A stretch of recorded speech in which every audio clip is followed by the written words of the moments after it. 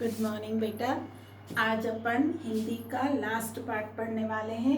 बापू की पाती, है ना। बापू हम किसे कहते थे? बापू हम महात्मा गांधी को कहा करते थे। महात्मा गांधी हमारे राष्ट्रपिता थे, जिन्होंने अंग्रेजों से आज़ादी दिलाने में हम सबका बहुत साथ दिया। हम सबको आज़ादी दिलाने में उनका बहुत बड़ा हाथ है।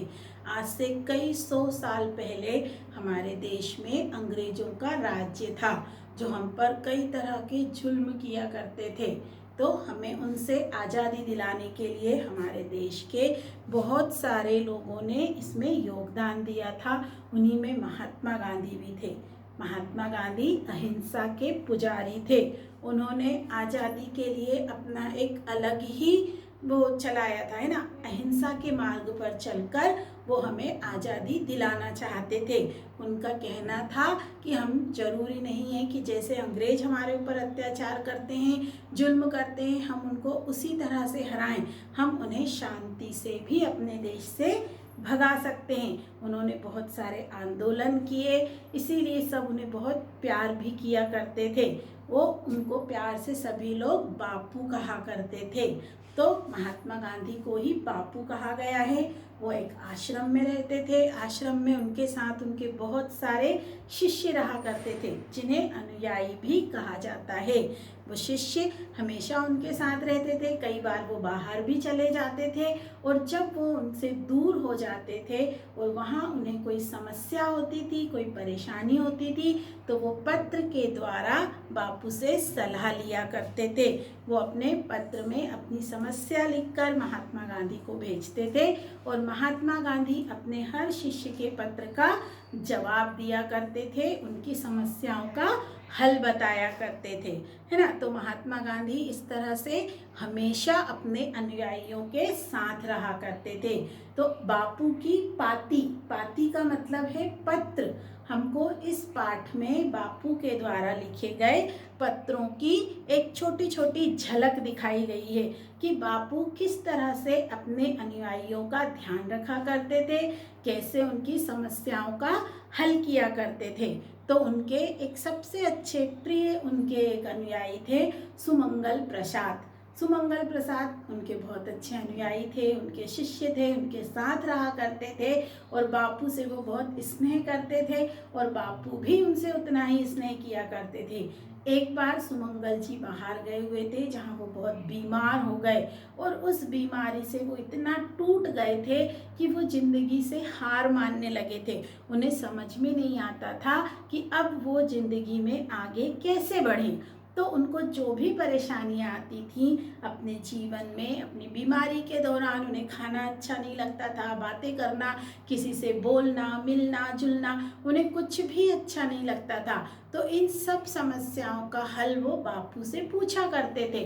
बापू को पत्रों के द्वारा अपनी सारी परेशानियां बताया करते थे, और बापू उनके हर समस्या का हल उन्हें बताते थे।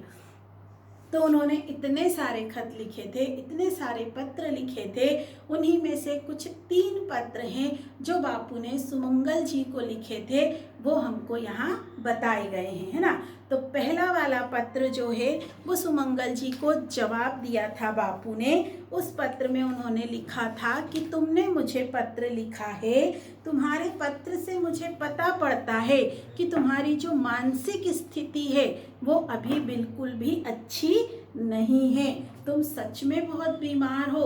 तुमने जो बातें मुझे लिखी हैं, मुझसे उसे समझ में आ रहा है कि तुम सच में भी बहुत बुरी तरह से बीमार हो। तुम अपनी सोचने समझने की शक्ति खो चुके हो, और इसका सबसे बड़ा कारण है कि तुम समय पर खाना नहीं खाते हो। खाना खाना बहुत जरूरी है। यदि आपको सही तरीके से जीवन यापन करना है तो उसके लिए तुम्हें खाना जरूरी है, और खाने में मात्रा का भी ध्यान रखना है। ऐसा नहीं है कि तुम्हें भूख नहीं लग रही तो तुम दिन भर कुछ भी ना खाओ, और जब तुम्हारी इच्छा हो तो तुम एक साथ ढेर सारा खा लो। अभी तुम बीमार हो तो तुम्हें अपने भोजन की मात्रा का ध्यान रखना है। थोड़ा थोड़ा करके कई बार खाओ, लेकिन खाना जरूर खाओ। यदि तुमने खाना नहीं खाया तो तुम और ज़्यादा बीमार पड़ सकते हो।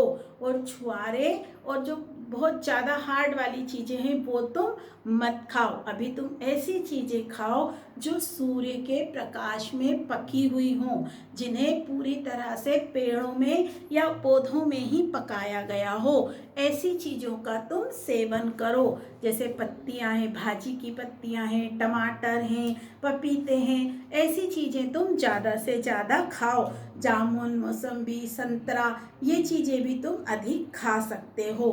केले, पपीते और अंगूर भी तुम्हारे लिए बहुत अच्छे हैं, लेकिन जब ये सस्ते हों तब इन्हें खाना। अगर ये महंगे हैं तो मत खाना। इसका मतलब क्या है बेटा? बापू इतने अच्छे से अपने शिष्य को समझा रहे हैं, मतलब वो अपने हर शिष्य की आर्थिक, मानसिक दोनों स्थितियों को जानते थे। वो जानते हैं कि यदि मैंने कह दिया और मेरा शिष्य उसे खाने के लिए सोचने भी लगा और उसके पास पैसे नहीं हुए तो वो क्या करेगा।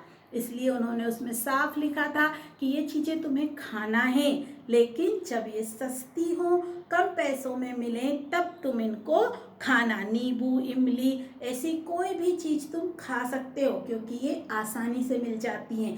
पहले के समय में सभी लोग अपने घर के आसपास सब्जियां और छोटी मोटी चीज़ें लगा लिया करते थे, फल वगैरह। तो उन्होंने कहा ये सब तुम्हें आसानी से मिल जाएंगी, तो ये सब चीज़ें तुम आराम से खा सकते हो।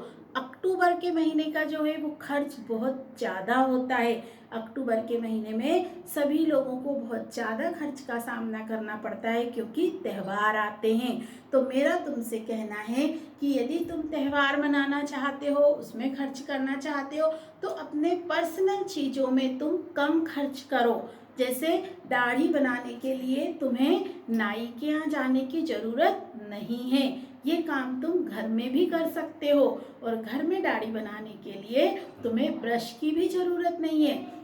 हमारे देश में करोड़ों लोग ऐसे हैं जिनके पास ब्रश नहीं है, जो बिना ब्रश के ही दाढ़ी बनाया करते हैं। दाढ़ी बनाने के लिए आपको देखने के लिए जो आईना चाहिए, जो कांच चाहिए, वो एक आने या दो आने में तुम्हें आराम से मिल जाएगा और वो काफ़ी लंबे समय तक तुम्हारे काम आएगा।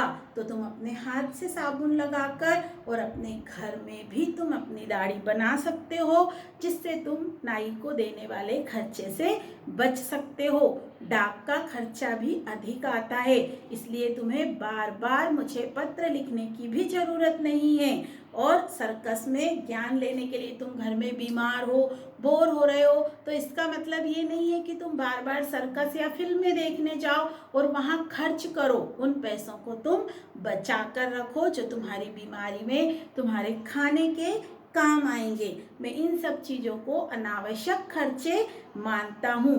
किसी बहन को 2 रुपये की पुस्तक नहीं भेजते तो कोई बहुत बड़ा जुल्म नहीं हो जाएगा। उन्होंने क्या कहा? सुमंगल प्रसाद जी थे, वो लेखक थे, लिखा करते थे, तो वो हमेशा किसी न किसी को फ्री में पुस्तकें बांटा करते थे। तो बापू ने क्या कहा कि जब अभी तुम बीमार हो तो ज़रूरी नहीं है कि तुम फ्री में किसी को कोई चीज़ें दो। यदि 1 महीने किसी को पुस्तक नहीं मिलेगी तो कोई बहुत बड़ी मुसीबत नहीं आ जाएगी। तुम उन पैसों को बचाकर अपने काम में ले सकते हो। इन सब चीज़ों के लिए तुम्हें बहुत ही सावधानी की ज़रूरत है। इन सब बातों का यदि तुमने ध्यान रखा तो तुम बहुत जल्दी ही ठीक हो जाओगे।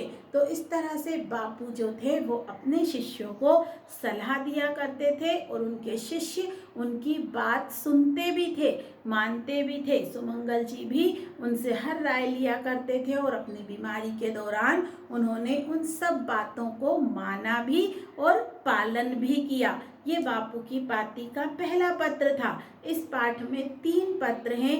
अगले वीडियो में हम उनका दूसरा वाला पत्र पढ़ेंगे। Thank you.